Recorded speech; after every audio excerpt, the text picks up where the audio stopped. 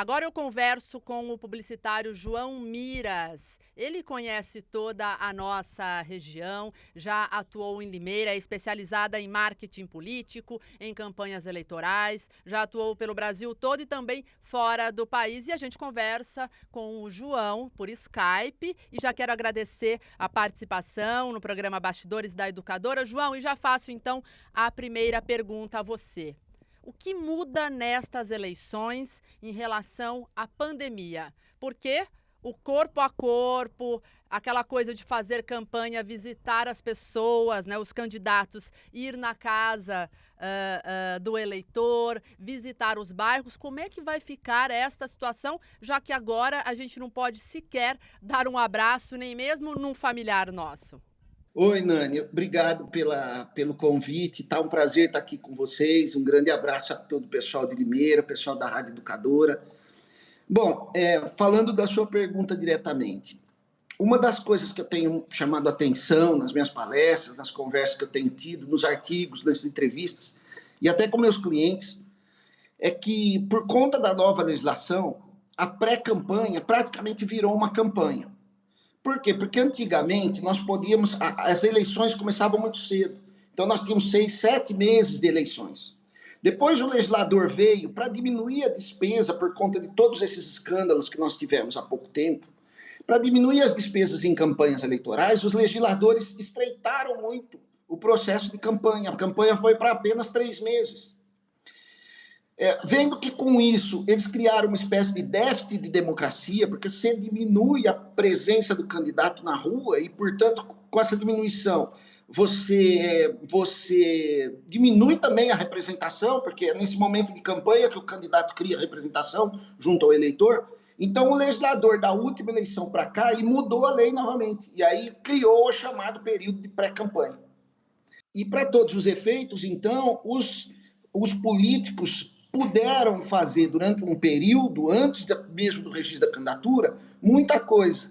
É o que eu tenho chamado, então, de que a pré-campanha virou campanha. Essa preocupação do legislador, inclusive, nos estimula a refletir porque isso foi um artigo que eu escrevi também há pouco tempo, porque eu entendo que tem que haver uma prorrogação da data da eleição.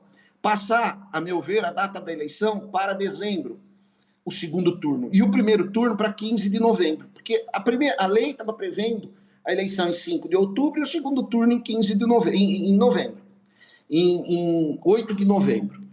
O que eu estou propondo? Que a eleição seja 15 de novembro, primeiro turno, e o segundo turno próximo ao Natal, lá para o dia 15 de dezembro. Porque com isso nós ganhamos um mês, porque se a ideia do legislador era dar ao agente político que está disputando a eleição uma proximidade com o eleitor, com essa pandemia e esse isolamento social, praticamente o político está impedido de fazer contato físico pessoal. Então a eleição está um pouco comprometida. Nós não queremos passar a eleição para o ano que vem, porque isso suscitaria uma mudança constitucional, uma desarrumação, um desacerto total no processo eleitoral brasileiro. João, a gente sabe que a fake news hoje, infelizmente, é uma realidade e, uma vez as campanhas se tornando mais digitais. Isso já foi verificado na última campanha presidencial, não é, João?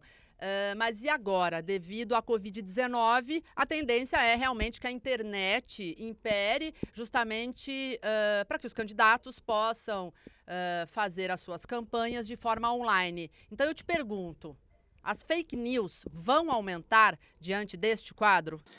As fake news nada mais são do que os antigos boatos.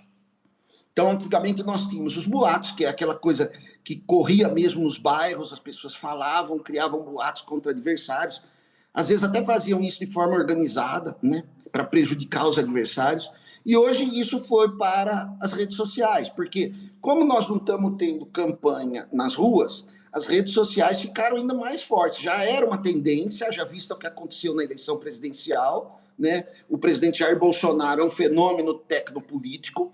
Na verdade, ele teve uma eleição toda ela baseada em redes sociais, e isso vem acontecendo mundo afora. No Brasil não é diferente, mas com a pandemia houve uma precipitação. Fomos totalmente para as redes sociais. Hoje, toda a campanha está baseada em rede social. Então, isso hoje é uma coisa que é praticamente definitivo, é uma coisa que não tem volta.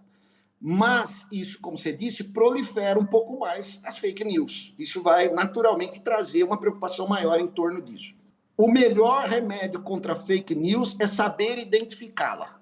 Diante desta situação de crise na saúde pública, economia praticamente aí quebrada, qual deve ser o discurso desses candidatos? Sua pergunta é muito pertinente, muito inteligente, porque eu tenho conversado isso, inclusive, com clientes que são candidatos a prefeito, por exemplo, e alertado que eles vão pegar cidades em frangalhos, cidades absolutamente quebradas, né? Então, essa é uma primeira questão que eu acho que deve ser colocada, você coloca, inclusive, na sua pergunta. Mas veja, nós não podemos perder de vista que as aflições das pessoas mais simples, nos rincões, em geral, a gente pensa na cidade da gente. No caso de Limeira e região, são cidades cosmopolitas, cidades industrializadas, fortes. Estão sofrendo muito no comércio, vão sofrer desemprego, é evidente, exatamente por serem cidades altamente capitalizadas. Essas cidades, esses cidadãos, eles dependem muito da ação do prefeito e de vereadores, porque são esses agentes, esses entes públicos que estão diretamente vivendo a aflição do cidadão no dia a dia. Porque quer queira, quer não, o governador, o presidente da República, o deputado federal, ele está longe dessas coisas, né? E o prefeito e o vereador vivem esse dia a dia. Então, nós não podemos, em hipótese nenhuma, desvalorizar uma eleição para prefeito e para vereador. O ambiente não é favorável, é uma revolta muito grande contra os políticos, por conta de tudo que tem acontecido no país, né? Nós vamos ter dificuldade econômica, mas é preciso olhar essa eleição municipal com responsabilidade. E é preciso escolher com responsabilidade. Então, o eleitor tem que entender que não é votar no apolítico, mas votar no melhor político, naquele que ele confia, porque é uma forma dele se defender ao longo desse processo que vai ser muito difícil.